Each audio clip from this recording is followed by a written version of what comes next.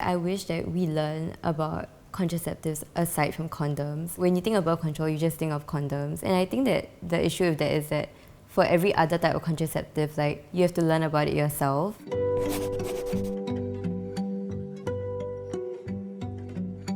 Also for me, I was from a girls' school all the way. So like for sex ed, it was very focused on why you shouldn't have sex. And then it was like, they taught us like the ABCs of like sex, which was like abstain, be faithful, and like contraception. But like most of like our sex ed was like focused on the abstaining part. My best sexual education experience was by a teacher who actually, sort of didn't stick to the syllabus but openly opened the floor to questions from students at the class.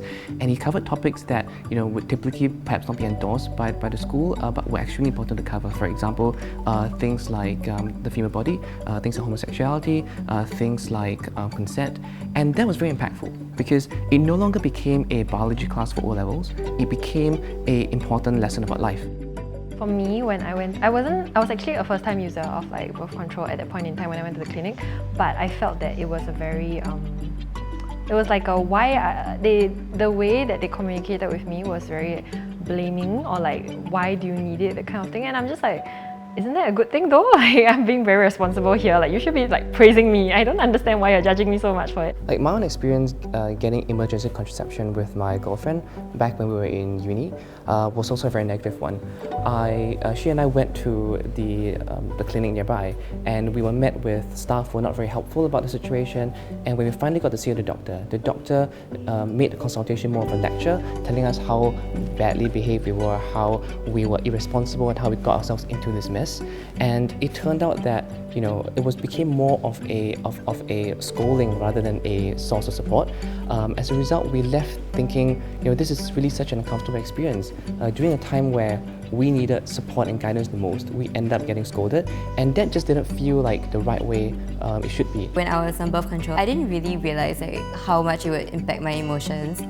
So like, I thought I was just being like bitchy at that point in time. But like my boyfriend was like, actually no, like I think it only started like recently when you started the birth control. At that point in time, I felt like it was my responsibility, and the fact that he could step up and be like, oh, like actually, like if it's so like detrimental to you, like what's the point? When it comes to my experience, for me, I think I was very conscious of all these kind of things when it comes to birth control in terms of side effects and the need for support when it comes to regular use of birth control. For example, with my girlfriend, she had a lot of negative experiences with regard to mood swings, with regard to feeling a bit uncomfortable on the pill. And so we went to a doctor together. We spoke to the doctor about what she was feeling, and the doctor went, oh, this brand does have these effects, why not try this other brand instead? So we did switch brands, and after about 2 months, everything stabilized, and now she's on the same brand for about over a year, and she's very happy with it. So the reason why I decided to change from the pill to the IUD was because I kept forgetting to take the pills, and that's not a good idea at all.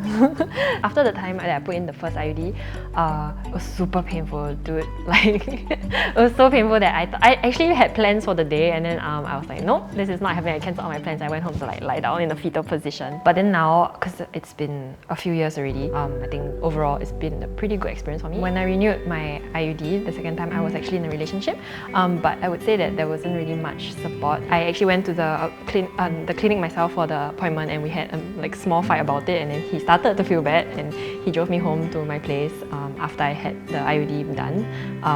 And he also followed me to my second appointment, so that was, character development. So that was nice.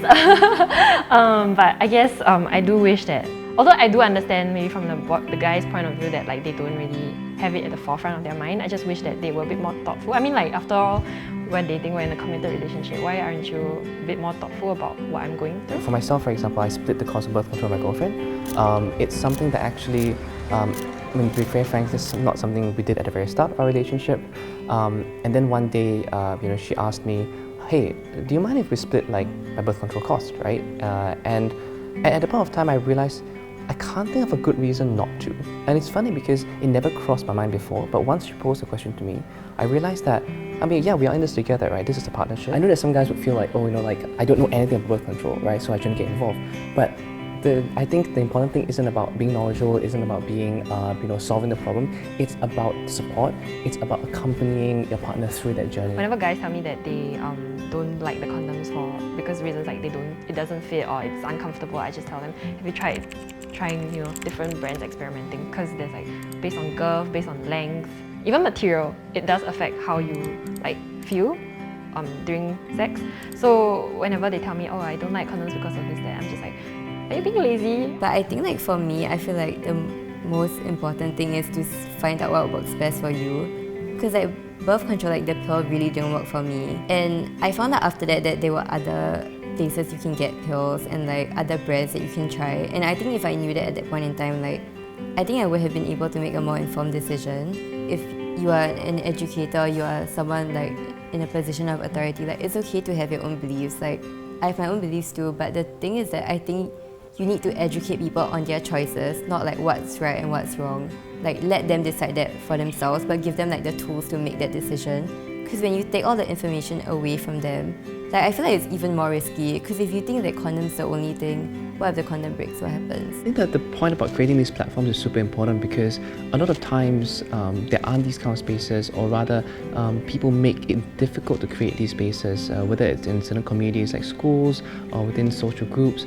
And I think it's going to come both bottom up and top down. So top down in the sense that groups, schools, institutions need to start like being non-judgmental in the way they convey these messages, the way they talk about these topics, and encourage questions, encourage discussion, encourage a non-judgmental discourse about what are really, really crucial and important things to people. It's super important for all of us to make these spaces available for the conversations to happen, whether or not it's our family members, our friends, our peers, our classmates, because it's only with the creation of these safe spaces for discussion can all these taboos really be removed.